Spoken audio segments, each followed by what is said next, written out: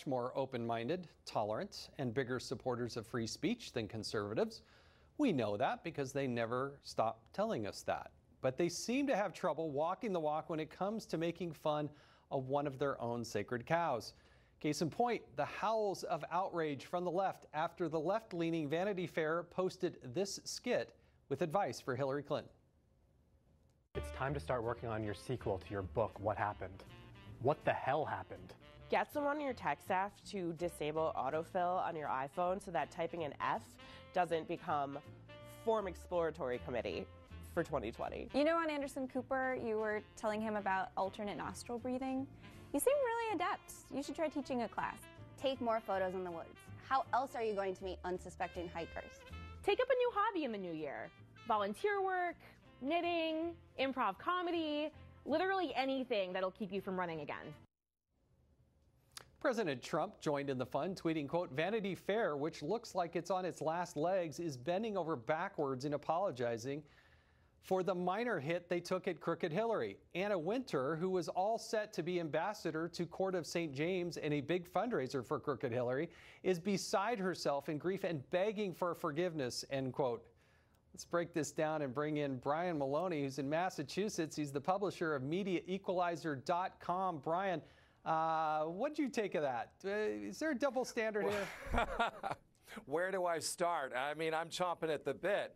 But essentially, I think I would start by saying I'm amazed the video was made in the first place because they should have already realized that the left would have no sense of humor about it and that they would immediately take to social media in a mob-like fashion and denounce it and get the publication to do exactly what it did do, and that is apologize and take the video down. But then, as you see on YouTube and other places, it was uploaded and it's mirrored. There are 1,000 different places to watch it, so them taking it down didn't do them any good. I mean, I don't know if taking it down made the situation any better. I think it actually makes more eyeballs want to actually go see it. But I seem to remember there were some Sarah Huckabee Sanders approaches. I didn't see the outrage from the left when a woman was under attack that was behind the podium for Donald Trump. Did you? No, of course not. And that's what makes this so funny. I mean, when you're unable to look at your own side and say, you know, why are we still so, wedded to the Clintons? I really don't understand that about the left. Why do they still need the Clintons? Why would Hillary Clinton have a role to play in the 2018 congressional elections, which is one of the issues being raised on Twitter today? It's not fair to attack her because she is going to have a major role next year. Really, why? Do you want to lose another election or not? It doesn't make sense. Now, listen, you're out there, Brian, talking to a lot of young people. How did, the 25-year-old crowd who maybe sees this, do they just think it's fun and they move on? Or do they see the outrage from the left and think, oh, come on, what is that? Well, it definitely makes them want to watch it. There's no question about that. And the way the publication reacted, I think, as you pointed out, really cements that. But I would think that the reaction would have been otherwise. It's not particularly funny. You get maybe a light chuckle watching it. But if you look at the people who were in it, they don't exactly seem like right-wingers. And the main criticism of this is, well, this knitting idea, well, that's sexist or whatever else. But look at the woman who is making that suggestion in jest.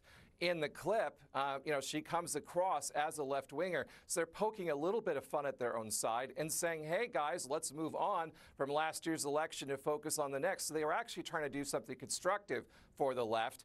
And what they did instead was expose the fact that the left can't move on, they can't heal, and maybe they won't win the next election if that's the case.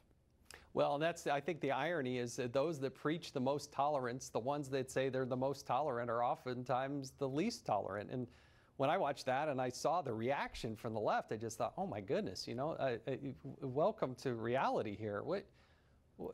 Taking a breath, looking back at it, what do you think Vanity Fair should have done? Should they have taken it down or should they have kept it up?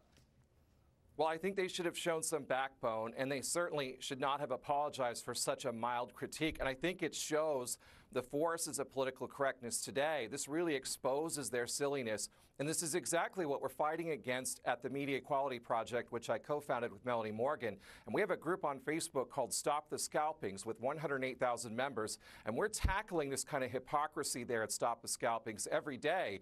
And I mean, this is exactly what we need to highlight. But essentially, we're going to be much better off here. Yes. Thank you, Brian. I've got to wrap it up. I want to say Happy New Year to you. I want to thank everybody here tonight. I'm Jason Chaffetz in for Laura Ingraham. I want to thank her, and I